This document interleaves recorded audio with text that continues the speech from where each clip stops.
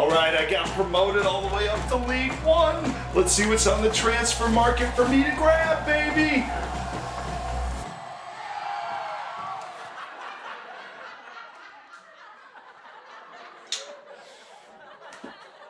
Nope. Not doing that. One of the most common things I run into is people that are trying to take the next step in a save and they just get stuck. There's like this line of quicksand where the method they used to grow up to a certain point worked, and and then wow, we're having great success, and then plateau, right?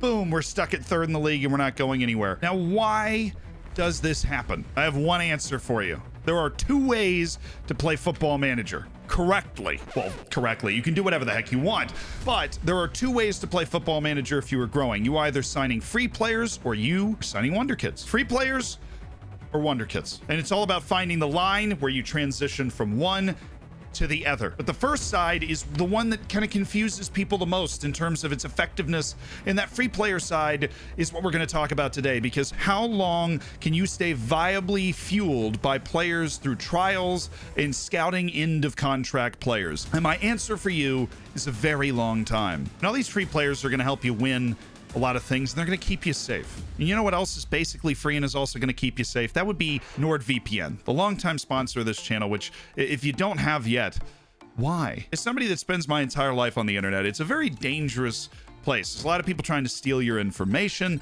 and VPNs, if you've heard of them before, virtual private networks, are the way to defend yourself. It's the front line to help defend yourself on the internet. It routes your internet traffic through a point of your choice. And the UI is really easy. Look at this. You can put yourself in places all over the world and route your internet traffic through there so that it is just so much harder to track. If you're sitting in a cafe, you're in an airport, any place with public Wi-Fi, you are exposed. And if you're not using a VPN, then you will continue to be exposed. And I said it's basically free. It's because we've gotten you a fantastic deal, as we always do working with the people at NordVPN. Not only do you get a 30-day money-back guarantee for NordVPN, you also get 70% off the 2-year plan with an extra month free, which is $3.56 a month, which is obviously even less than that in pounds. Again, it's a 30-day money-back guarantee. So there's really no reason not to learn how to protect yourself on the internet. It's very easy to use. And then after that, $3.56 a month because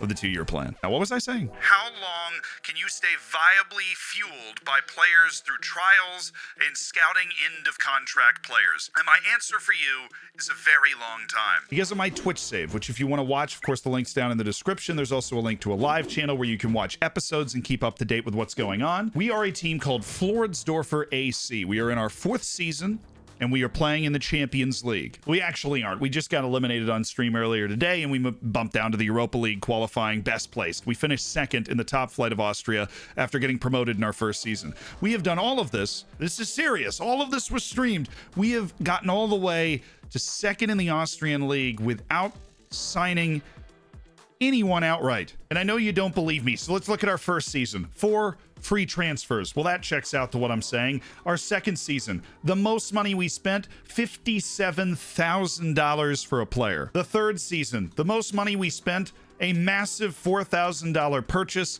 and the majority of my purchases are buy now options on players we've signed end of contract 6 months from now. And then a giant collection of free transfers, and then this season, a whopping $15.75 thousand that we paid out as a buy now option on a player we signed end of contract 6 months later. We finished 2nd in the Austrian League by 10 points, and that is after a league split that halved our point total, and we went to the Champions League and played against Galatasaray. And even though we lost 5-2, which it hurt, okay? Turkey, what did I ever do to you? You know, I studied you in school. My concentration was Ottoman history. We only got out XG'd by them combined over the 2 legs by 0.3. We were just calamitous defending. But my point being, we were able to get to a level where, if the chips fall our way, we could actually beat Galatasaray in a Champions League playoff match. without actually signing anyone. Even after selling players for a combined total of over $4 million this year, our transfer budget is $630. $630,000. That's an important difference. At no point have we had a lot of money to be able to sign those players, so that temptation wasn't there. But this is a conceptual video, not just to encourage you to sign players for free and not waste money frivolously when you are at this level, but it's also to lay out a roadmap of how to do it so that you can spend your money responsibly and then take that jump when you get there. First things first, this all comes down to how you set up your scouting. If you are anything other than a club that could conceivably finish mid-table in a top 5 league, you are going to want to have at least one scout looking for end of contract players. I have mine in Central Europe. His name is Helmuth Bogdanovic. Awesome name. Yes. Central Europe, end of contract, and the scouted current ability is actually on superb, which is 4 full stars. The reason I have it set so high is because it's that max, on the range to hit 4 full stars. All these guys aren't 4 full stars and then more. It's up to those 4 full stars. It's why when I'm scouting for hot prospects, I will often put the scouted potential ability higher, because that's just where that range is reaching, where they possibly think that they could be when it comes to potential ability, or in this case, current ability, when you're looking for these end of contract players. You then create a short list. This short list is called end of contract, and anybody whose contract is expiring within the next 12 months, and this can be in January, there's a few that expire in May, usually it's the end of June, and there's like some Brazilian contracts end at the end of August, because in Brazil, I don't know. I have no idea. You cultivate that short list, which I've cultivated up to 141 players.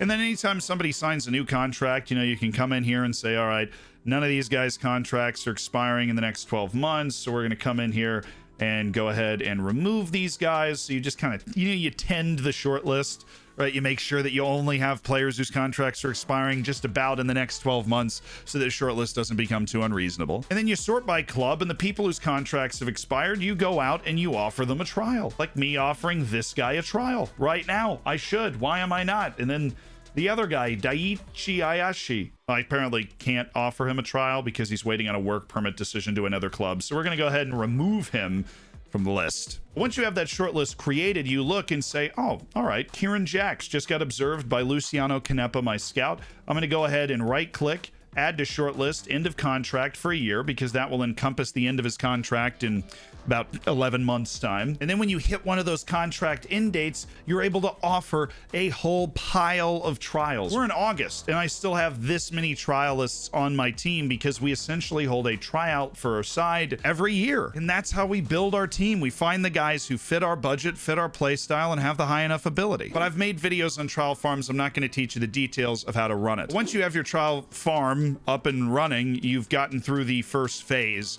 of elevating your team, because at a certain point there are always better players coming in through your trial farm than you're going to be able to find anywhere else that want to play for you, because the best level of player, the highest level of player that wants to play for you, Mr. 5 stars over here, I mean, look at the jawline on that guy, right? Mr. 5 stars over here is not going to want to play for you because he's too good. So whether you have the money or not, you can't sign him. The best types of players that are going to be available to you are going to be the ones that you're able to sign for free anyways. They're going to be at the same level. Let's talk about stage 2. And this is where you're progressing from stage 1, where you continue to build your team, signing these guys, to stage 2.